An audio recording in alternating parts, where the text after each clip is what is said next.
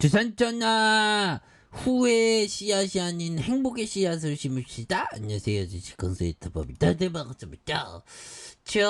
우리가 주식 좀 즐겁게 해야 되겠죠. 그래서 처음에 월봉에 대한 부분에서 힘을 모아주는 부분에서 다시 한번 주가에 있어서 재반등에 대한 부분 눌려주다가 거래량 터져주면서 다시 한번 슈팅이 강력하게 일어나는 이런 어떤 모습을 한번 기대를 해보도록 하겠습니다. 그래서 주가에 있어서 보면 이런 부분에 선에 대한 부분이 있죠. 그래서 저항선을 맞고 떨어진 거 정말 어떤 서울대 붙을 줄 알았는데 이렇게 서울대에 붙지 않는 그런 느낌. 그래서 저는 뭐 예전부터 뭐 공부를 못했기 때문에 잘 못했기 때문에 서울대는 꿈도 못 꿨죠. 그래서 저는 뭐 주식에서의 서울대학교에 가는 꿈 그런 거는 꿈입니다. 그래서 우리가 3% 안에 들어야 되겠죠. 그래서 HM을 눌려주다가 다시 터닝하는 이런 점 다시 나와줘야 되겠습니다. 그래서 HMM 컨테이너당 이익이 세계 1위를 유지하는 이런 부분 굉장하네요.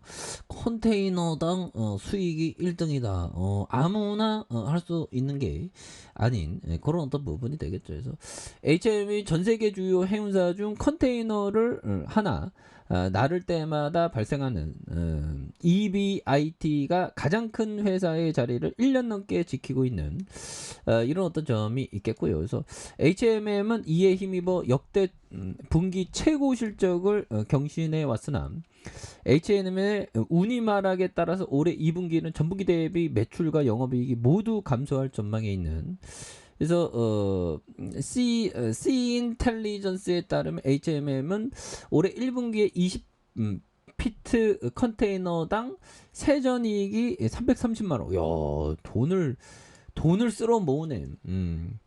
근데 가끔가다가 우리가 그 최소한으로 산다고 하면 돈 들어가는 게 그렇게 많지는 않죠. 아무리 물가 올랐다고 해도 최소한으로 산다고 생각한다면 많지는 않습니다. 그래서 우리가 정신적인 어떤 행복을 많이 추구해야 되는데 참 보면 세상이 또 그렇지가 좀 않은 그런 부분 독자적으로 살아가는 게 중요하겠죠. 그래서 그렇게 해서 1위에 330만원에서 컨테이너당 세전이익은 분기 세전이익을 수송한 컨테이너 수로를 나눈 수치로 해운사의 수익성 지표로 쓰인다. 그래서 HMM이 다음으로는 이스라엘 GIM과 2611달러 일본 오션 네트워크 이스플라이스에 대한 1842달러 독일 하파로이드의 1585달러 그래서 프랑스 CMA에 대한 부분이 1442달러 순으로 되는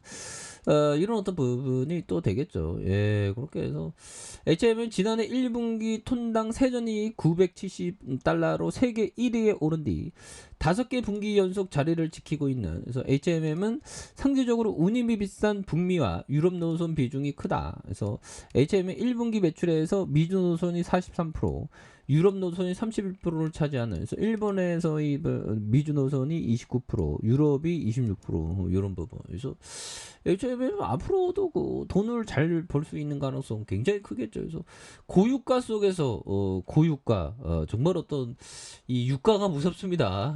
유가에 대한 부분이 또 겁나게 세게 올라가니까 정말 어떤 무섭죠.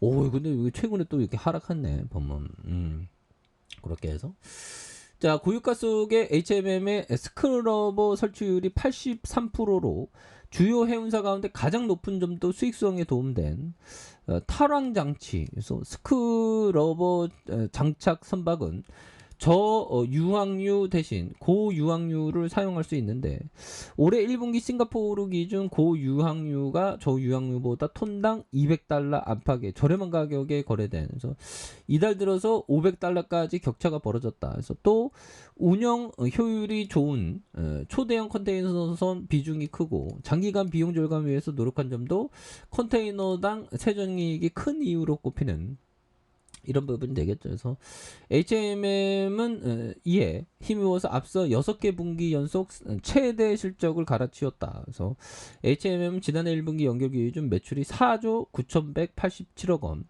영업이익이 3조 1,486억 원으로 되는. 그래서 다만 컨테이너 운임 하락으로 실적 경신 행진은 멈춰설 가능성이 컸다는 이런 어떤 점에서 HMM이 2분기의 연결 기준 매출액이 4조 5,331억 원, 영업이익이 2조 6,804억 원을 기록할 것으로 내다본. 그래서 전분기 대비 7.8, 14.8%로 좀 적다는 이런 점에서 컨테이너선 운임 지표가 상하이 컨테이너 운임 지수 SCFI가 올해 1분기 평균 4,851이었으나 2분기 현재 4,210에서 13.2% 내렸다는 이런 점을 또 말해주고 있죠. 그렇게 해서 보면 뭐 하반기 실적 물동량에 달린. 그래서 앞으로도 좀 많이 좋을 것 같은데. 그래서 인플레이션 문제로 미국이 자이언트 스텝 0.75포인트 인상까지 나섰는데 경기 둔화 물동량 감소로 이어질지 올해 하반기 운임에 대한 부분은 봐야 되는. 그래서 뭐 근데 뭐 다시 또 좋아지겠지 보면들아. 인플레이션은 뭐 결국 인플레이션으로 좋은 기업의 주인만 바뀌죠. 그래서 자, 대다수 사람들이 주식을 거들떠보지 않을 때가 비로소 주식을 사야 할 때가 이때네 보면.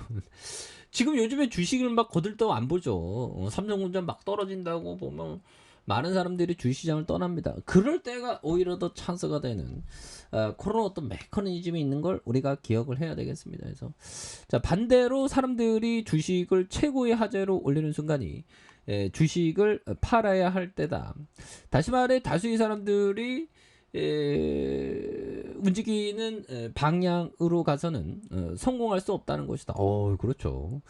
다수가 가는 길에 대한 부분으로 가서는 안 되는 그런 점은 또 충분히 있죠.